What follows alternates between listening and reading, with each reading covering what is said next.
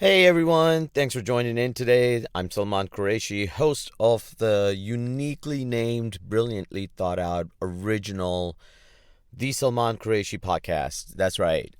Took a lot of time to come up with that name, and I'm very proud of it because it's so different. It's so different from any other podcast name. That's right. I'm a stand up comic, actor, and family man, and this podcast is my unique perspective on the world and everything that's going around you. It's so unique because I'm unique, just like you're unique. Okay? So, welcome to my unique perspective. All right? It's been great. I hope you guys had a good week behind. I've had a good time. It's Dubai. It's winter time. In our we were winter in Dubai means that in the evening, in the night, it's about 15, maybe 12 if it's extra chilly. I'm talking in Celsius. If you're from North America for some reason and still use Fahrenheit, then just do your own calculation, man. Google that shit. But that's something, huh? So while these temperatures might be summer for a few countries, it's actually quite chilly here because there's a bit of wind as well. We're at the desert, so it kind of bites you a little bit, and it's a little nippy. It is chilly, and I can't stand expats who come from these cold countries and go, well, it's not really that cold. It's not super cold. I don't feel anything. I'm used to snow. Have you ever been in snow? Snow's amazing. Snow is, I don't know. Snow is just super cold, and so that's what cold is. I'm like, shut up, man. This is all I've experienced mostly on a day-to-day level. So this is chilly for us. I need my jacket. So shut the fuck up. All right. And and okay, I'll admit, in the daytime, it's not that cold. Like, if you're standing in the shade, it's kind of chilly and nice. But if you're under the sun, it gets quite warm quite quickly. We're talking about like 23, 24 Celsius. So it's very pleasant, but it's definitely not cold. And we went to, I play soccer, football, and we play in the mornings every Sunday morning. So yesterday we were at this indoor place that we play because you can't play outdoors in the daytime here, even if it's winter. It is hot. All right, I'll give you that. It kind of gets hot, and we're in this indoor place. It also, when you're at our age, when some of us are like 40 plus on the in the group of players, there are a lot of younger guys as well. They're the ones who do the running. I run strategically. I run when it's needed or absolutely needed. Or if someone's watching, then you got to run. You got to look like you're putting in an effort for the team. All right? I don't know why I go play. Uh just love hanging out there, that's all. So we're playing and I'm sweating, man, and I notice everybody's sweating our ass off. We're dripping. I'm like, this is a tough game, more than normal. I For someone who, watches how much effort they're putting into the game, I was like, I'm sweating way too much. I spent half the game goalkeeping. And I realized, I'm like, they haven't switched the air con on in this place. There's so, these businesses, they just find a way to save a buck in any way. And we're playing this game and there's no aircon on, all right? So I go up to the guy at the reception, me and this other friend of mine, and we walk over to the guy and we're like, listen, was the AC on? And he's like, no, no, not on. And we're like, why? And he's like, and he points to the door, which is next to the reception, and it's kind of leads outside, and he goes, winter. And both of us see just this hot sun blazing down. It's 10 a.m. by this time, 10:30, and it starts getting warm at that time for a little bit. And, and we're like, dude, this is not winter. This is not winter. We need the aircon on, okay? Next time. I just loved how he just decided it's Jan in Dubai, so we don't need AC. He's like, no, some people they complain about the chilliness, and I'm like, not us. Look at us. We're standing here sweating. It's not water I've splashed on my face here. I can't even imagine the guys who actually made an effort on the team, how bad they felt it. Anyway, so that's Dubai. and that's the temperature right now. It's gorgeous. It's lovely. I've hit the beach a couple of times. Outdoor. I've been doing early morning walks, and it's great at this time of the year. This should be paid for advertisement by the Dubai government, I guess. The amount of advertising I'm doing about how great this place is. Anyway, it's been good. Yeah. So I've even done a few comedy shows outdoors, and normally I hate that, right? I hate doing anything outdoors in terms of stand-up comedy events and stuff, because it's just you don't get that laughter booming inside the room. It's such a powerful, fun thing to experience, and you kind of miss that out. But we ended up having a really good gig. These guys here called the Mad Cat Comedy Club, they put on a night, and I got to close it, and it was good. It was good. So I was surprised, and I the stand up scene in Dubai has been actually pretty good. If you're a fan of comedy, or even if you just like going out, check out one of these spots, yeah, because I really feel it's there's been a little bit of resurgence. Resurgence, is that the word? And it's been great because people have been starting to come out. Just before COVID hit, it was it was getting it was I'm not gonna lie, we were finding it a little hard to pull numbers in. Maybe there was too much happening. People were jaded, the nights were a little jaded, I don't know. And this kind of just coming back and getting to perform, the comics are putting in a lot more effort, there's a lot more interest, and the crowds are really coming out. So it's stand-up comedy is cool again. Yeah, maybe that's it, I don't know. But people are just loving going out, and we're loving performing. So go out and check out some local nights, man. You'd be surprised. Pretty good here in Dubai. Um, yeah, comedy shows. Wow, I did one at a supermarket, a South African supermarket opening. Well, it wasn't this. They already had like the supermarket. They opened a dining side, and I just wish they'd tell us kids are going to be there, because I get there, and I'm thinking I'll run through this set, and then you get there, and the kids right up at the table in front of you. It's like they've put them there to go, yeah, now try something, bitch. you know and I'm censoring jokes. I'm like, okay, I can't do that bit, shouldn't do that bit, don't want to scar the kids. I get up, and as you're telling a joke, sometimes you realize in the middle of a joke, you're like, oh no, no, no, this is wrong for it, and you kind of have to twist it, or just let the punchline die, and now you just told this bad joke. It's really, if it's really annoying. Anyway, they paid us well, so it was fine. I did what I had to do. The food was good too. It was really funny because the owner, right? Most places you go for like a private or corporate event, things like these, and they offer food by themselves. It's not that I'm hungry. You've paid me well. I'll buy the food. But most of these places, especially when it's a dine-in, they offer food. And I think me and this other comic, two of us did it. Abzali's a Emirati comic, and the two of us were literally like, dropping hints. I was dropping hints strong, like, oh, it smells great in here. Oh wow, that dish looks really good. I'm really glad you've opened this dine-in. The only thing I didn't do was bring out a plate and go, all right, give me some food. you know, the guy completely, I don't know if he was doing it deliberately, or he just didn't get it, and he just didn't offer us nothing.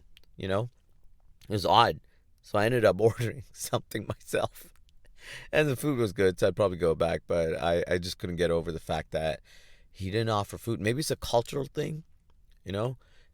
In this part of the world, you're just used to people just offer food as a thing. And we weren't even offered water. Now that I think about it, god damn, that was hardcore shit. Like, just get in. The guy who was kind of the MC, I don't know if he's part of the management or not. A nice guy, but he just put me on. We were like talking 1 second, and he's like, we'll get started at this time, blah blah. And suddenly he just picks up the mic and goes, "All right, your first comic," and Salman, and I'm on stage. I'm like, what? Just push me on. It was maybe he thought I'm learning how to swim, and he's like, I'll just dump this guy in the water, sink or swim situation. It happened. It was all right. I was surprised how well it went relatively. It wasn't one of the worst I've done. It was actually quite decent, but yeah, this is the kind of shit. You're asking for bare minimum as a stand-up comic. You're asking for bare minimum. Good sound, good sound quality, good place to sit. Maybe tell them the show is starting. Give a heads up to us, them. If you're really nice, maybe play a little music as it's starting. Just to get the people going. Oh yeah, there's a gig starting, and I don't know, give some water. We're talking. Everybody wants water, so water, man. Just give a goddamn bottle of water. That's all. That's all we're freaking asking for, right? Bear in mind, but the number of times people get that shit wrong. One of the gigs I went to, they couldn't, the venue couldn't get the lights right. So they had these changing color thing going on, and I'm like, just stop it for the comedy, just fucking put the lights, just freeze it somehow, and they don't, and you're performing, and you get sent these pictures, and you're red in one, and yellow in the next, green. And I'm just wondering how it feels for the audience to watch that. And I'm like, how's these basic shit not happening? It's, I don't know. I'm tired of telling people to fix that kind of shit. Like, just basic event management. That's what we need out here. That's one problem some of the venues get wrong. Thank God the quality of my comedy is so good. It overshadows everything. Oh, dear lordy lord. Anyway, that's what's been going on the local scene and my wonderful life. But like I said, it's been it's been quite cool. Uh, it's not been too negative, apart from a few more celebrities dying or something. I don't know. This meatloaf thing was a little funny. I felt really bad. You like that music, it's nostalgia, and then you find out the guy possibly wasn't vaccinated and had COVID, and now they're covering it up, and because he was speaking out against it, and you're like, dear Lord, man, like, someone sort these guys out. Seriously, first that tennis player, then this shit. It's crazy. Shit is crazy. I don't know how to feel about that. Like, I'm tired of the cancel culture shit as well, man. Like, I know I support Neil Young in some ways, but I'm also like, I can't, like, I didn't want to do like the whole Spotify thing, like, unsubscribe that shit and whatnot. Just where do you draw that line of cancel culture? Although it kind of worked. I saw this morning that Spotify have kind of gone, we're going to put up some disclaimers. That's the best they're doing. They're like, we'll put up some disclaimers because, we paid $150 million for Joe Rogan. We can't like just cancel that show now. We got to get our money back.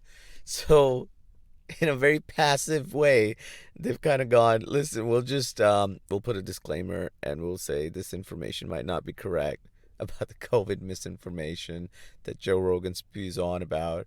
But it's not just that, right? Everything he says, I'm like, how do people listen to this? And I can say that on my podcast because I've hardly got any listeners, so it's cool. I don't really care. I don't care. Joe Rogan's not going to hear this. He's an idiot. Everyone who listens to him is an idiot. There you go. I said it. And I don't think it'll come back to bite me. I don't think this episode is going to go viral, so I'm good. I'm good for that. But what about all the other stuff he says? And then he had that guy on, man. I keep forgetting his name. Forget it. It's just so negative. I don't even want to deal with it. But anyway, Spotify made some kind of concession because other artists started following Neil Young and saying, we don't want our music on there and whatever and blah blah blah. So they probably felt a little pressure. I bet there was a few drops in subscription and their stock fell. So I get it. That's how pressure works and the cancel but where's the fine line? Like, I don't know if Neil Young actually went to Spotify directly and said, listen, this is crap.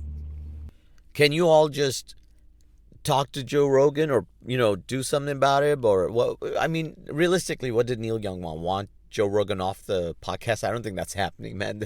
Like I said, the amount of money, it just doesn't make sense. Their stocks would have tanked if they did that too. So it's financial, all right? It's not out of love. It's money is pure finance, People still listen to Joe Rogan for whatever reason, and so you got to cater. You got to keep that in mind. I get it. I get it. Um, got to keep that app running and shit. All right, people's jobs depend on it, and a lot of people are making money off it. So there you go. But so I don't know if he actually went to them and sat down and did it. And I asked that because instead of going public, did they actually try to sort it out? I'd be really interested in knowing if that conversation had happened, because if it did, then it's totally cool of him to go public and go, listen, man, this shit is not right. But if he didn't, and he just went directly, then it's a little bit unfair to Spotify to go, hey, you didn't have a conversation with us. You've been straight in. It works out for him too, because it makes him look good, he's back in the news. I listened to a few of his songs just in solidarity, I guess. So I fell for it. If it was a marketing stunt, it's well done. I'm such a cynic, right? I can't, like, maybe he's doing it out of the goodness of his heart and love for the people. And here I am going, nah, there must have been some kind of, like, it would be nice publicity as well, right? Like, that must be part of it. He's an artist. I don't know. I'm just cynical about everybody and anything now. So who knows? Who knows? I just like to look at it from that perspective. And and it's a win-win kind of situation at the moment. But Spotify has no backbone, man. They kind of went, what did they say? They went, we don't want to censor free speech or some shit along, or we don't want to censor content or gatekeep it. And I'm like, that's just such a lame way out. Like, you just, I wish they were just honest. Look, man, if we censor Joe Rogan, we're going to lose a lot of money and listeners, all right? And that doesn't sit well with me. As the CEO should just come out and say that. Like, listen, I got to pay for my mansion and my yacht and whatnot. And, it your problem with COVID is not my problem, blah, blah, blah. It's just, it would actually be refreshing. I'd actually respect the guy. I don't know how other people feel. I'd be like, man, thank you for being honest. I'm going to keep my subscription with Spotify because I want you to have your yacht, all right? And because I'm a loyal customer, maybe I'll get a ride sometime as well. In the back of my mind, that's what I'm thinking. Like any other poor middle-class people, just thinking, if the rich, the trickle down, it'll happen. There'll be a yacht that will trickle down to me as well, all right? Isn't that how it works, right? Capitalism? No? Is that not how it works? I don't know. That's what in the back of my mind somewhere, I believe that. That's what's happening. All right. Oh, yeah. I hope you guys watched the tennis yesterday, the finals. Wow. 21st Grand Slam for Nadal. That's amazing. I just want to give a shout out to that. That was cool. 35 years old, man. I'm talking about, at the beginning of my podcast, I'm talking about not being able to play football and not running properly. And this guy played a 5-hour game and came back.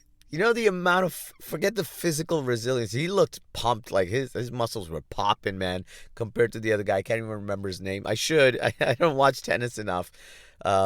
And he was really good too. Fair game. He gave it a real shot. But I was just looking at the muscles on both guys, and I'm like, Nadal, man, he's pumped. And the other guy's like a skinny dude. I'm like, how did you even get to the finals? I judged him on his lack of muscles. I don't care about your abilities. I used to love Pete Sampras. He wasn't a built-up guy. I liked him more than Agassi. I love watching Pete Sampras. But Nadal looks so much better. And at 35, but forget the physical aspect, right? The mental ability to persevere after you're down two games. It could have been over. It could have been over. I would have thrown in the towel and gone, man, I ain't got the time to bring this back all the way.